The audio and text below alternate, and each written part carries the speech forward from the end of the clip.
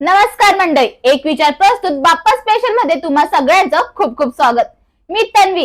आजकाल गणेशोत्सव म्हटलं की वर्गणी, पावत्या आणि मोठा खर्च तर आलाच. पण विचार करा, लोकांकडून 1 रुपयाचीही वर्गणी न घेता जर कोणी नवी मुंबईत एवढा भव्य आणि दणकेबाज उत्सव साजरा करत असतील तर हो, आज आपण भेटतो याच अनोख्या तारावर चालणाऱ्या आपल्या ओम साई मित्र मंडळातल्या शिलेदारांना. आज आपल्या सोबत गप्पा मारण्यासाठी आलेत या मंडळाचे माजी अध्यक्ष सुमित बांगर, मंडळाची संपूर्ण धुरा सांभाळणारे अध्यक्ष सुनील डोके, नमस्कार. आणि कामाचा खरा कणा असणारे आपले कार्याध्यक्ष गणेश ढेरे. नमस्कार. दादांनो, तुमच्या तिघांचं एक विचारच्या स्पेशल पॉडकास्ट मध्ये खूप खूप स्वागत. माझा पहिला प्रश्न असेल माजी अध्यक्षांना, वर्गणीशिवाय उत्सव ही संकल्पना कशी सुचली आणि ओम साई मित्र मंडळाची स्थापना कशी झाली? नमस्कार, माझं नाव सुमित रवींद्र बांगर.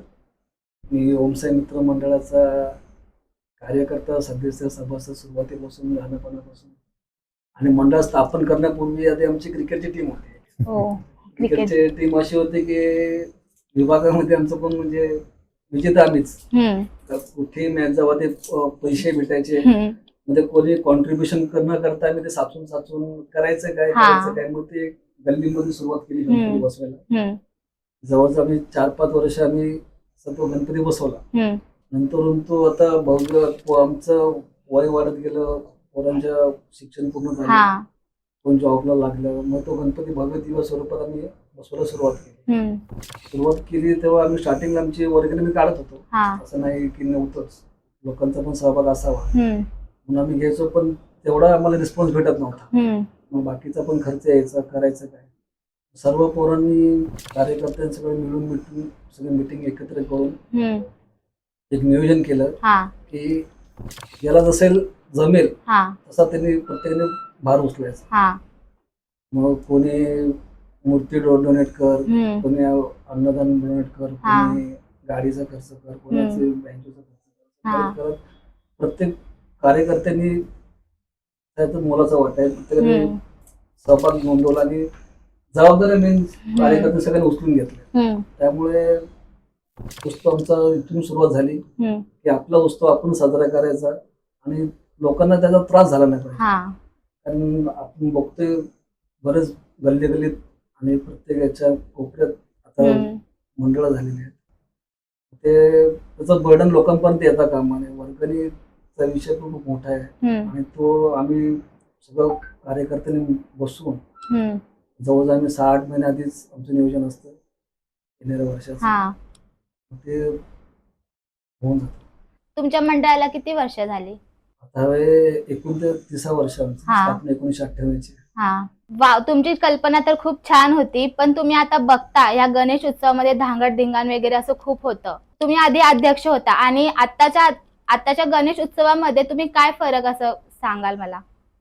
फरक असं की आता भव्य दिव्यता सगळे वाढत चाललेली आहे आणि आमचं असं आहे की एक श्रद्धेने जेवढं आपल्या परंपरेनुसार आपल्या पारंपरिक जेवढं करता येईल त्याचं आमचं असं भर आणि येणारी पुढची टीम पण तेच फॉलो करून करते. सुनील दादा, आता प्रश्न तुम्हाला असेल, आता पहिल्याच्या गणपती उत्सव बघितला असेल तेव्हा खूप पारंपरिक वगैरे आपण साजरा करायचो, पण आताच्या गणेश उत्सवामध्ये तुम्हाला असं वाटत नाही की खूप असं एक बिझनेस झालाय?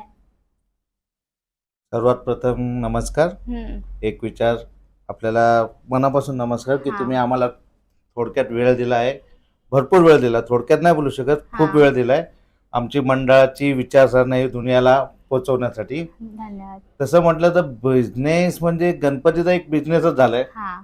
इतर मंडळ म्हणजे काय मंडळ त्यांच्याकडे वर्गणी काढतात, पैसा येतो, मग गणपती बसायच्या आधी पाट्यपूजन करतात, तिथं लाख रुपये 2-2 लाख रुपये घालवतात. तो एक बिझनेसच झाला की लोकांकडून पैसे घ्यायचे आणि मजा करायची. गणपती बसवायचा 30-30 फुटाचा, 10-10 फुटाचे, 20-20 फुटाचे. पण आमच्या मंडळाची विचारसरणी वेगळी. आम्ही पब्लिकला कोणालाही त्रास देत नाही, ना वर्गणी काढायची ना काय करायचं, स्वतःच्या खिशातून पैसे काढायचे. जेमतेम एक नेते मंडळी असतात आजकाल, नेते हे पब्लिकच्या जीवावरती असतात, तर त्यांच्याकडून थोडेसे पैसे घेतले तर ती वर्गणी नाही बोलू शकत, ती देणगी बोलू शकतो. वर्गणी म्हणजे आम्ही घरात जात नाही, दुकानात जात नाही, काय नाही. आमच्या हिशोबात आम्ही आमचा पारंपरिक म्हणजे गणवेशात एक आपली गांधी टोपी, सलवार कुर्ता, ढोलकीच्या तालावरती याच्यावरती गजर करून आपण आपला गणपती आगमन करतो. नाही, आम्ही तुमच्या व्हिडिओच्या माध्यमातून आम्ही बघितलंय तुमच्या मंडळाचा देखावा, परत तुम्ही जी सजावट वगैरे करता. तर गणेश दादा, आता तुम्ही काय म्हणाल तुमच्या मंडळाच्या जे सजावटीबद्दल तुम्ही काय म्हणाल? सजावटीबद्दल सांगायचं म्हटलं तर आमची अशी युनिक कन्सेप्ट असते दरवर्षी. आमचा बाप्पा जो बसतो तो वेगवेगळ्या रूपामध्ये आम्ही बसवतो. मग कधी आमच्याकडे साईबाबा असतील, स्वामी समर्थ असतील, बाल हनुमान असतील. ही कोपर घेण्यामध्ये खूप जुनी कन्सेप्ट आम्ही आणली, भरपूर वर्ष झाले. मग त्याच्यानुसार आम्ही डेकोरेशन ठरवायचो. म्हणजे बाल हनुमानाचं कन्सेप्ट कसे असले पाहिजे, त्याचं डेकोरेशन कसं असतं. फार पूर्वी थर्मोकॉल्सचे डेकोरेशन करायचे आपल्याला माहिती. मग त्याच्यानंतर काही रूल्स रेग्युलेशन्स आले की पर्यावरण एन्व्हायरमेंटचे वगैरे की थर्मोकॉल, मग आम्ही ते बंद केले. आणि त्याच्यानंतर मग आम्ही मीन्स एन्व्हायरमेंटला पकडून आम्ही सगळ्या त्या गोष्टी लक्षात घेता आम्ही इको फ्रेंडली मध्ये आम्ही डेकोरेशन करायला लागलो. कधी कन्सेप्ट नाही आले तर आम्ही साध्या पद्धतीने बसवायचो. पण पर्यावरणाला कोणती हानी न होता आम्ही हे डेकोरेशन वगैरे सर्व करायचो. जसं आमचा रौप्य महोत्सव झाला, त्याच्यामध्ये आम्ही साधा प्लायचं डेकोरेशन केलं होतं. सिंपल कन्सेप्ट होती, जेवढी काही चांगली करता येईल तेवढी चांगल्या पद्धतीने केलेली. आम्ही असं भव्य दिव्य असं काही नाही करत, की साध्या पद्धतीने जेवढा आपल्याला पर्यावरणाला आणि इतर लोकांनाही नाही त्रास होणार त्याचा, किंवा जास्त खर्चाची बाजूही न मांडता ते काही डेकोरेशन करता येईल आम्ही त्या पद्धतीने. दादा, तो एक सुंदर देखावा कुठला जो तुमच्या कायम लक्षात राहील? सुंदर देखावा म्हणलं तर आमचा रौप्य महोत्सव. रौप्य महोत्सव मध्ये म्हणजे झाली अशी कमाल की कन्सेप्ट आधी कोणाच्या लक्षात नव्हती. आम्ही 2-3 कन्सेप्ट ठरवल्या, पण त्या आम्हाला अंमलात आणता आला नाही. लास्टला आम्ही, जसं आमचे माझे अध्यक्ष होते सुमित वांगारे, यांनी कन्सेप्ट आणली की आपल्याला पीओपीचा असा स्ट्रक्चर उभं करायचे, प्लाय वगैरे लावून, की ते कशा पद्धतीने, आणि हाईट पण थोडी ठेवायची. मग ते आम्ही 2-3 जे आर्टिस्ट आहेत त्यांच्याकडून आम्ही विचारलं, पण त्यांचं बजेट आहे किंवा ते शक्य नाही. पण मग आमच्या अशामध्ये मंडळामध्ये काही चिकाटीची मुलं आहेत, जसे सुमित मांगर म्हणा, किरण पाटील म्हणा, दिलीप धोंडे किंवा सुनील दादा म्हणा, किंवा अशी छोटी मोठी आम्ही ज्यांच्याकडे नॉलेज आहे त्यांनी म्हटलं की ना असं कन्सेप्ट आहे, चांगली वाटली आपल्याला करायची. मग आम्ही लीड मार्केटमध्ये जायचो, रोज फिरायचो, रिक्षाने फिरायचो, कुणाकडे बाईक असतील बाईकने फिरायचो, आणि एक गोष्टी आम्ही शोधून आणून की कशी ते पूर्ण करता येतील. नवीन नवीन आर्टिस्ट आणायचो की ते कसं आम्हाला डेकोरेशन करते. त्याच्यामध्ये आम्हाला धमाल मजा तर खूप आली. आम्हाला अनुभव पण एक वेगळा शिकायला भेटला की जे ज्येष्ठ जे मंडळ चालवणारी मंडळी आहेत ते आज आम्हाला नॉलेज देते की कसं करायला पाहिजे, आणि एकंदरीत मंडळाची रूपरेषा कशी केली पाहिजे, डेकोरेशन कशा पद्धतीने तुम्ही कमी बजेटमध्ये कसं करू शकता, हे आम्हाला शिकायला भेटलं. की भव्य दिव्य आपण कमी बजेटमध्ये करू शकतो, फक्त आपल्याकडे वेळ असला पाहिजे आणि आपल्याला ती आवड असली पाहिजे. छान, किती भारी संकल्पना आहे तुमची. दादा, आता तुम्ही इको फ्रेंडली गणपती बद्दल बोललात, तर आता तुम्ही सध्याच्या मार्केटमध्ये बघताय एका बाजूला इको फ्रेंडली गणपती बनतात आणि दुसऱ्या बाजूला पीओपीच्या गणपती अशा बनवल्या जातात. तर मला तुमच्या तिघांचंही मत जाणून घ्यायचंय की या दोघांच्या संघर्षाबद्दल असं काय विचार आहे तुमच्या तिघांचा? पर्यावरण पूरक आणि इको फ्रेंडली बोलले, पर्यावरण पूरकचं आम्ही खरंच स्वागत करतो. पण विषय असा होतो की नवी मुंबईमध्ये त्या मूर्त्या बनवणारे कारागीर भरपूर कमी आहेत. जर आम्हाला कारागीर जास्त अवेलेबल झाल्याने आमच्या खर्चामध्ये त्या मूर्त्या भेटल्या तर आम्हाला काहीच अडचण नाही. आणि ऑलरेडी आमचा विषय असा की पर्यावरण तर आहे, समाजात विभागाच्या लोकांना पण कोणाला म्हणजे त्रास न होता आपण करतोय.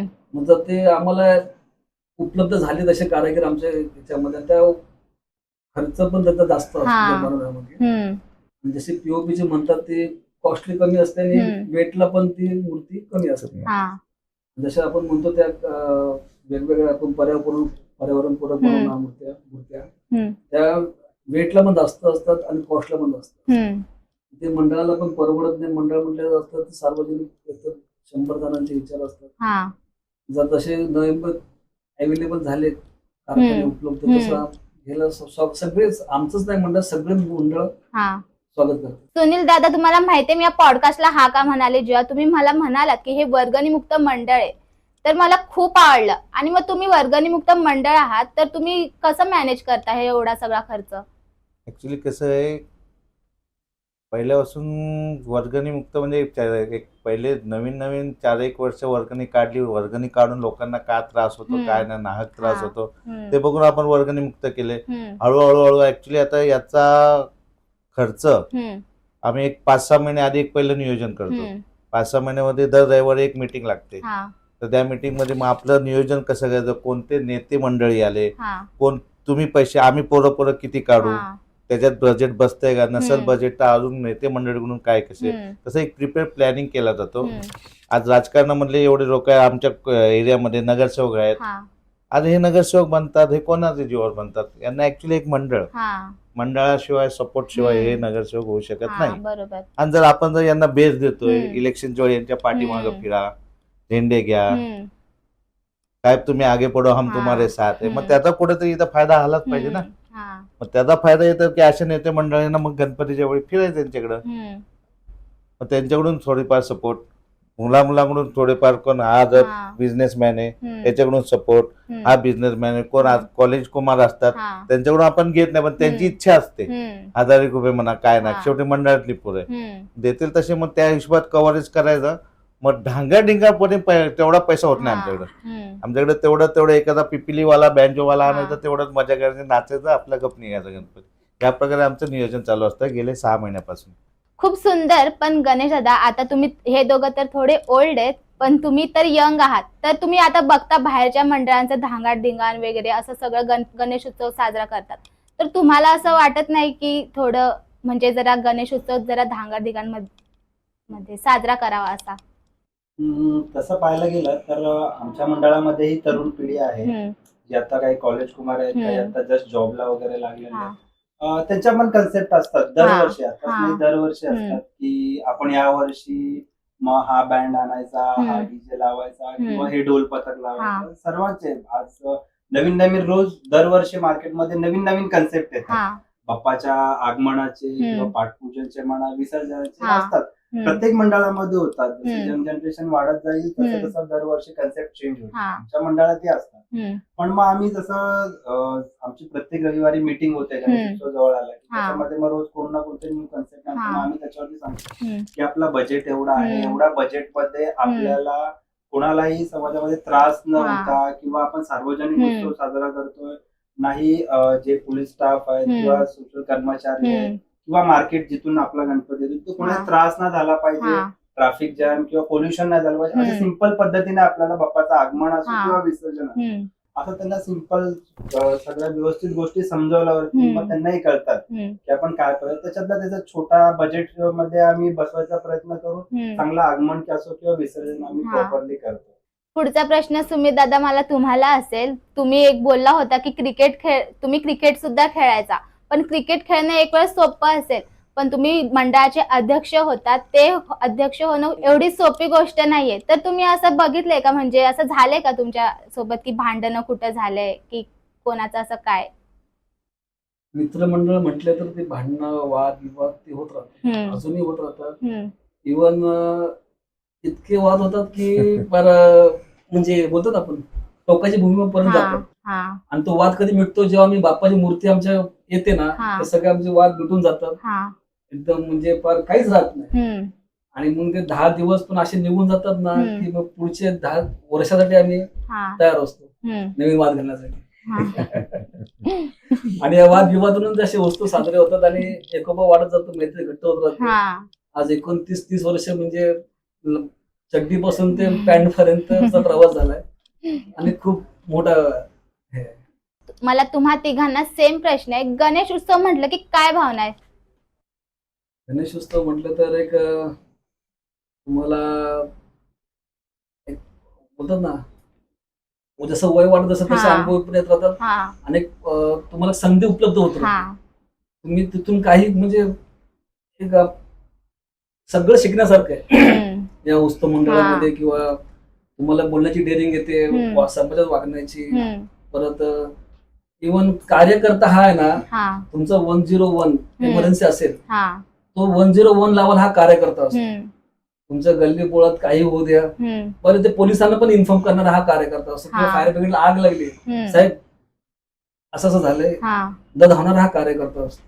अच्छा. तो कार्यकर्ता जपला पाहिजे हम्म, प्रत्येक मंडळांनी पण हम्म, आणि प्रत्येक विभागाने पण. हम्म, गल्ली हे माझं मत आहे. तुमच्यासाठी गणेश उत्सव काय? हा, माझ्यासाठी बोललं तर एक समाजामध्ये एकत्रितपणा येतो. हा. गणेशोत्सव हम्म. मित्रमंडळी जवळ येतात. हा. मित्रमंडळींच्या घरातल्या नातेवाईकांबद्दल पण आपण तिथपर्यंत पोहोचतो की हा. तेही आपल्याला ओळखतात. हम्म. अजून दुसरं एक म्हणजे गणेशाची पूजा केली म्हणजे एक आराधना हम्म. जी आपण करतो ती एक हम्म. अगदी मनोभावे 10 दिवस केली तर हम्म. तुम्हाला 100% फळ आहे. हा. जसं मला भेटलं. हम्म. मागच्या वर्षी मी गणपतीची आराधना केली, हम्म. मला मुलगा झाला, हम्म. मी खुश झालो. हम्म. त्यामुळे आमचा ओमसाई युवराजन ओमसाई आमचा हम्म. नवसाला पावणारा गणपती आहे. त्यामुळे गणपतीची एक मोठी पूजा केली, कशीही हा. करा तुम्ही, काही करा, मनोभावे करा, हम्म. तुम्हाला गणपती 100% पावणार. आणि दादा तुझ्यासाठी गणेश उत्सव म्हणजे काय आहे? गणेश उत्सव माझ्यासाठी म्हणला तर हम्म. एक टिळकांनी जसं म्हटले होते हम्म. की गणेश उत्सव समाज एकत्र करण्यासाठी हम्म. त्यांनी राबवला होता हा हा. उत्सव. हम्म. तर तोच उत्सव आपण पुढे चालू ठेवायचा आहे. हम्म. कारण की पिढी बदलत चालली आहे. पण हम्म. हा उत्सव आपण जेवढा जपू आपला हम्म. हिंदू धर्माचा, हम्म. तर तो जेवढा आपण प्रामाणिकपणे जपू आणि आपल्या देवाची जेवढी प्रामाणिकपणे आपण हम्म. सेवा करू 10 दिवस, हम्म. मग भले तो लहान मुलगा असो किंवा वृद्ध असो, हा. 10 दिवस आपण बाप्पाची जी आतुरताने वाट बघत असतो हा. की 1 महिना आधी हा. की आता बाप्पा बसणार आहे हा. या तारखेला. हम्म. मग 1 महिना आधीपासून जी डेकोरेशनची तयारी असते हम्म. किंवा सगळ्या आपुलकीने आपण, हम्म. जशी एक आई 9 महिने आपल्या मुलाची वाट हा. बघते, तशी आपण आपल्या बाप्पाची वाट बघतो हा.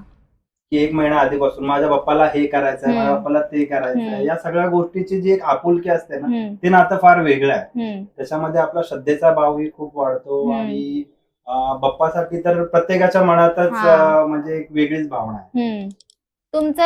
तुमच्या मंडळात एकूण किती कार्यकर्ते आणि किती मोठे आहे तुमचं मंडळ? त्या मंडळात अशी गर्दी नाहीये, हा. पण जेवढे आहेत तेवढे हम्म. कट्टर आहेत. हम्म. 50 पुरत आमचे आहे. हम्म. ते पण ते कट्टर आहेत. कट्टरांच्या उत्सवाला दिसतात. हम्म. आणि ह्या वर्षीची काय थीम आहे तुमच्या मंडळाची? म्हणजे असं यावर्षी ते आता लगेच सांगून सरप्राईज मजा नाही येणार ना. अच्छा. तुम्ही सर्वांनी बघा. Surprise तुम्ही सर्वांनी आहे. बघा, एक सरप्राईज हो, आहे. नक्की आता हो. सांगितलं तर दुनियाला जग जाहीर होणार. हम्म. त्यामुळे ते सांगून मजा नाही येणार. या वर्षीचा बाप्पा एक हम्म. युनिक आहे, Unique आहे. वेगळ्या कन्सेप्ट वेगळं आहे. आहे. हम्म. आणि अजून तो फेस किंवा आम्ही कन्सेप्ट काही रिव्हेल नाही केलं म्हणून हा. आम्ही अजून मंडळाचं कामही चालू नाही केलं. हा. पण बाप्पा आमचा घडतोय कुठेतरी. हम्म. पण मजा असणार आहे या वर्षीच्या बाप्पाला बघायला. ओमसाई मित्रमंडळ हम्म. एक वेगळी कन्सेप्ट घेऊन येते हा. या वर्षी. हम्म. जी काही आपल्या समाजामध्ये ती कन्सेप्ट एक्सटिंक्ट होत चालली, हा. म्हणजे नाहीशी होत चालली, ती कन्सेप्ट आपण राबवतो. Yes. हम्म. ती जुन्या पारंपरिक गोष्टीतली आहे. हम्म. त्याच्यातून एक मेसेजही जाणार आहे हा. लोकांपर्यंत हम्म. आणि एक मजेशीर असणार आहे ती हम्म. कन्सेप्ट. सगळ्यांना बघून असं वाव सारखं होणार आहे. हा. छान असणार. या वर्षीचा बाप्पा एक वेगळाच आकार घेणार. भविष्यात तुम्ही मंडळाला कुठे बघता आणि काय विजय असेल तुमच्या मंडळाचा? विजन असं म्हणायला गेलं तर काय नाही, आमचा बाप्पा आहे हम्म. ह्या जागेवरती आम्ही हम्म. आता सध्या खुश आहोत. हम्म. आज 30 वर्ष झाली हम्म. आमचा बाप्पा एकाच जागेवरती हा. आहे.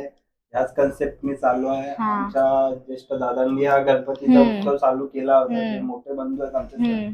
मंडळातले, त्यांनी हा उत्सव चालू केला होता. हम्म. त्यांनी आम्हाला वारसा दिला तो पुढे की तुम्ही आता चालवा. हम्म. आम्ही त्यांच्या कन्सेप्टनी सेम चालवतो. हा. इथून पुढे आमची पुढची पिढी येईल. हम्म. आम्हाला असं मोठा असा म्हणजे जे नावाजलेले मंडळ हम्म. असतात मुंबईतले वगैरे असे हम्म. मोठा असा नाही करायचा. हम्म. आमचा बाप्पा इथे बसतोय एवढ्या याच्यात आम्ही खुश आहेत, हम्म. आनंदी आहेत. आम्ही जेवढे पण कार्यकर्ते हा. जमतो, मनोभावी बाप्पाची सेवा करतो हम्म. आणि जे चाललंय या पद्धतीने जरी आमचा बाप्पा असला तरी आम्हाला आनंद आहे त्याच्यामध्ये. वाव, छान. आता मी या पॉडकास्टला जरा इंटरेस्टिंग करणार आहे. या पॉडकास्ट मध्ये आपण रॅपिड फायर असं मी प्रश्न विचारणार आहे. आता ज्याला उत्तर येते त्यांनी हात वर करायचं. माझा पहिला प्रश्न आहे, सार्वजनिक गणेशोत्सव महाराष्ट्रात कुणी सुरू केला? सांगा.